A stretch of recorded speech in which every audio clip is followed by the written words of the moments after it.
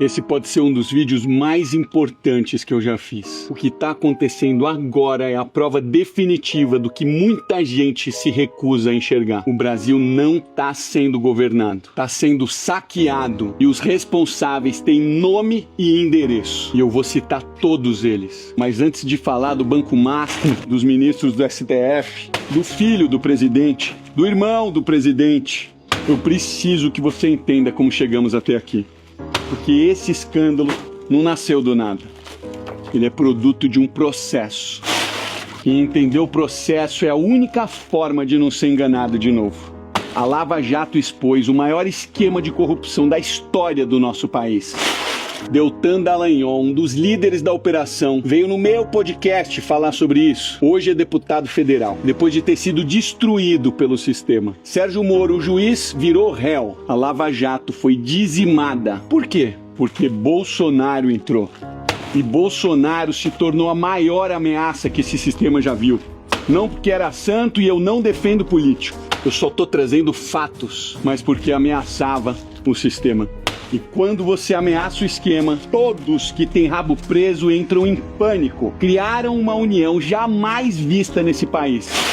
Executivo, legislativo, judiciário, imprensas, artistas, academia, todos alinhados contra uma ameaça comum. Quando Barroso subiu no palanque e gritou que vencemos o bolsonarismo, era exatamente isso que ele estava querendo dizer. Lula foi descondenado e voltou à presidência. Com todos os ministros alinhados, com o STF do lado, com a narrativa do amor venceu.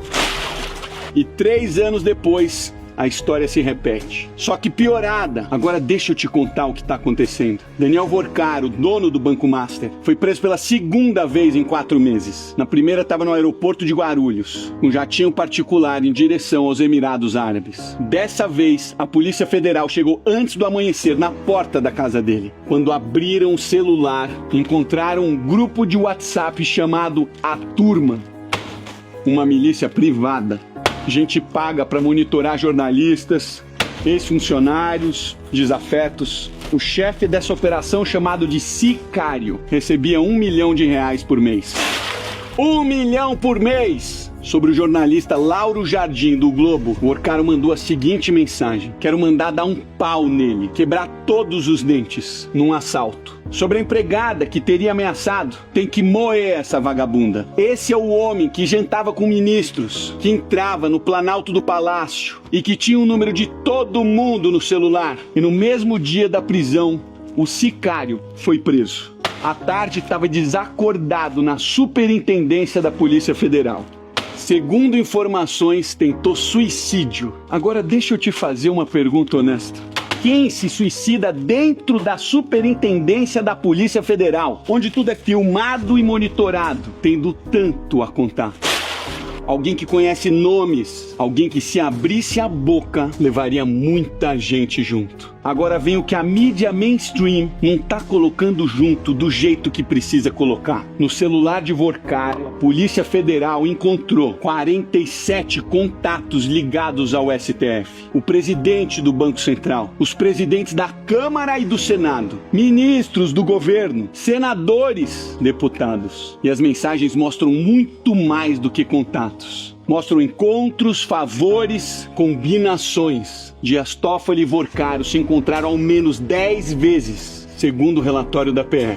Toffoli foi até convidado para o aniversário do banqueiro. A família de Toffoli tinha negócios num resort de luxo, cujas cotas passaram pelas mãos do cunhado de Vorcaro. Quando o caso Master chega na mão do STF, adivinha quem foi sorteado o relator? Toffoli. Como relator, ele decretou sigilo máximo, mandou lacrar as provas, tirou acesso da Polícia Federal dos materiais, sendo que ele viajou num jatinho particular com um advogado de um dos presos da operação. A Polícia Federal pediu suspeição dele. Os outros 10 ministros se uniram, disseram que Toffoli não tinha conflito de interesses, assinaram uma nota de apoio e só depois ele pediu para sair. Alexandre de Moraes, a esposa dele, Viviane Barsi de Moraes, tem um escritório de advocacia que fechou um contrato de 129 milhões com o Banco Master. antes do banco colapsar, antes das investigações explodirem. E hoje saiu mais. No celular do Workaro, a Polícia Federal encontrou mensagens enviadas a Moraes no próprio dia da prisão do banqueiro, novembro de 2025. Às 7 da manhã, Workaro escreveu: fiz uma correria aqui para tentar salvar. Alguma novidade? Conseguiu ter notícia ou bloquear?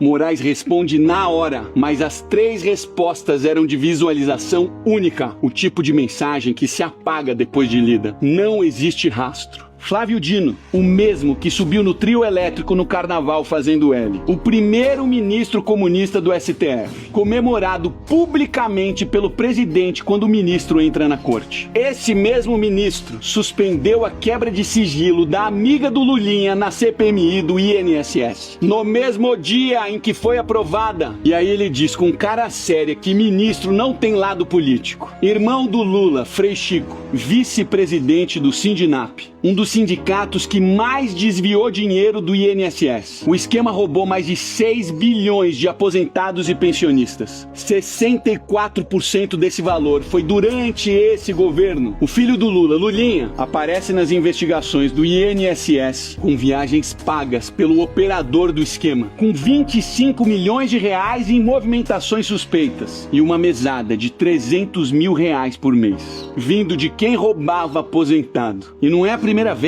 eu trabalhei na Oi. Eu vi com meus próprios olhos milhões saindo na direção da Game Corp, a empresa do Lulinha. O procurador da Lava Jato foi direto. O maior ativo que a Oi buscava era o sobrenome do sócio. O caso foi arquivado pelo STF. Ex-ministro da Justiça Ricardo Lewandowski, que saiu do cargo há pouco tempo, tinha escritório da família recebendo 5 milhões de reais do Banco Master. O líder do governo no Senado, Jacques Wagner, foi quem indicou Lewandowski para o banco. Workaro descreveu uma reunião no Palácio do Planalto com Lula, 3 ministros e o futuro presidente do Banco Central. A mensagem para a namorada foi simples: foi ótimo, muito forte. Esse é o Brasil real, não é o que eles mostram. Agora deixa eu mudar o rumo da conversa, porque eu preciso falar de você. Eu acabei de voltar do Paraguai. Comprei um iPhone, um iMac e uma câmera. Tudo 50% mais barato do que no Brasil. 50% por causa dos impostos! Você tem ideia do que seria a sua vida se tudo custasse 50% menos? A prestação do carro, que hoje não cabe no seu orçamento, caberia. A entrada do seu apartamento, que parece impossível, seria possível. A viagem que você adia há anos aconteceria. O celular que você quer, mas não consegue justificar, estaria na sua mão. Isso não é abstrato, é a sua vida real, concreta, que está sendo roubada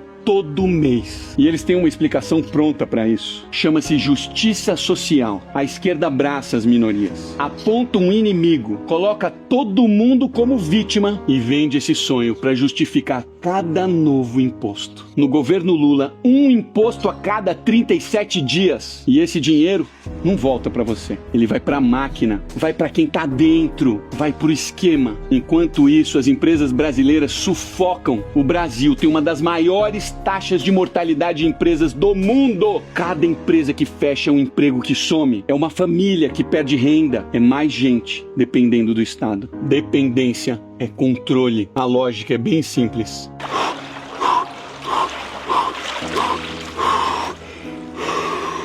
Quanto maior o Estado, maior o poder nas mãos de quem está no poder. E quanto mais você vota neles, mais você financia a sua própria prisão. O único jeito de sair disso é a população se unir e lutar contra isso. Tirar o poder de quem está no Estado, diminuir os impostos, diminuir a máquina pública, devolver o dinheiro e o poder para quem trabalha. Quando você vota na esquerda, você está votando por mais impostos, por mais controle e por conivência de tudo que eu tô falando aqui nesse vídeo. Eles controlam o executivo, o judiciário e o legislativo, jogam provas no lixo, eliminam investigações. E quando alguém sabe demais e está prestes a falar, você sabe muito bem o que acontece.